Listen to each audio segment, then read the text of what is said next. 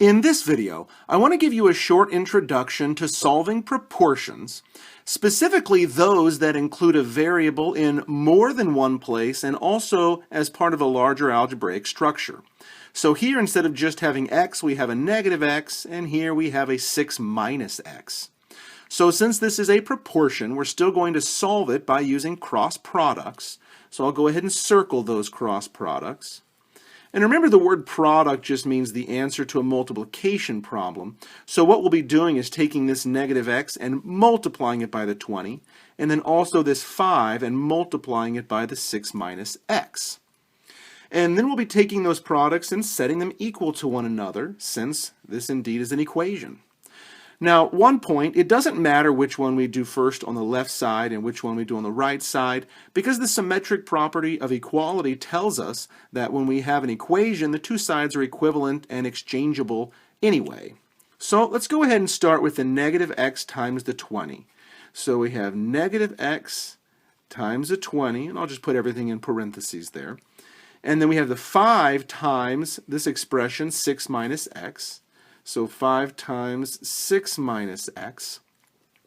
And probably the most important part of this equation here is the fact that we have this 5 being multiplied by this expression that has two terms, a 6 and a minus x. So we need to use the distributive property through here. So the left side ends up being, well, negative x times 20 is negative 20x. And this right side, when we distribute, 5 times 6 will be 30, and then a 5 times a negative x is negative 5x. So here's what we have. And to solve this equation, we need to get these x terms on one side together and by themselves also. So here this right side is 30 minus 5x. So let's go ahead and do the inverse operation to subtraction, and we will add 5x to both sides. So when we do that, of course, those 5x's cancel from the right side. And negative 20x plus 5x will be negative 15x, and that will equal that 30. And so, in a last effort here to get the x all by itself, we see that it's being multiplied by negative 15 right now. So let's do the inverse operation to multiplication, and let's divide both sides of that equation by negative 15. So of course, on that left side, they'll cancel, and I'll have just x. And it looks like x will equal 30 divided by negative 15, so negative 2. Okay, so let's be good math students and let's plug our value back in just to ensure that it works and we've done it correctly.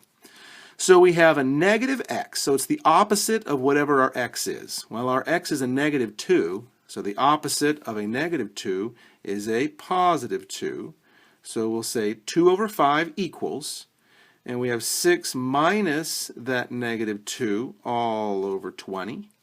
So 2/5 equals, when we have a minus and a negative here, we can do a little swoosh swoosh, and we can say 6 plus 2 is 8 over 20.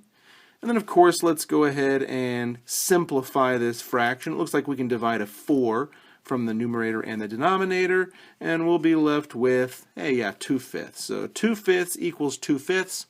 So I know this works out, and the answer for this first proportion is x equals negative 2. In this second example, it looks like we've kind of got the same thing going on, except now we have a decimal right here to contend with. So let's go ahead and circle these cross products to get going. And I notice that in both cases here, I have an x plus 3 and an x minus 4, so there are two terms in each of these expressions. So when I go through and do this multiplication process, I'm going to need to make sure that I use the distributive property. So put parentheses around this expression and this expression. Okay, so here is my equation set up. And so, like I said, let's go ahead and use that distributive property. So it looks like 4.5x plus 13.5 will equal 15x minus, 60 right there. And so we need to decide which side should the x's go on and which side should the constants or the numeric terms go on. Looks like 15 is the coefficient here and 4.5 is the coefficient here. So we could put them on the right side since 15 is larger than 4.5. Or what we could do before we ever get started is maybe get rid of these decimals. Maybe we don't like to have the decimals here. So what I would say we can do, since we have one decimal digit being used, one decimal digit being used, and so 1 is the biggest.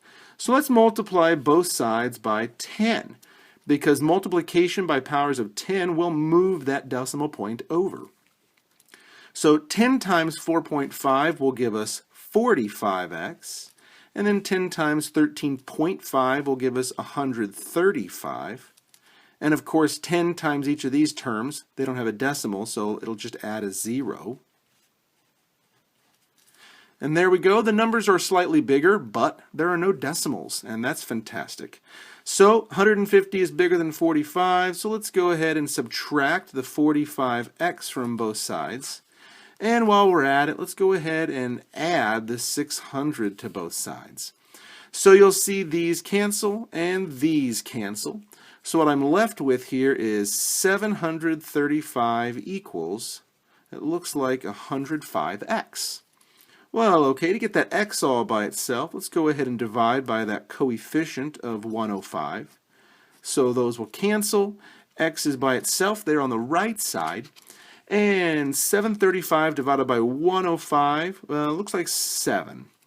And so 1 times 7 is 7, and 5 times 7 is 35, and it happens to work out pretty nicely right there.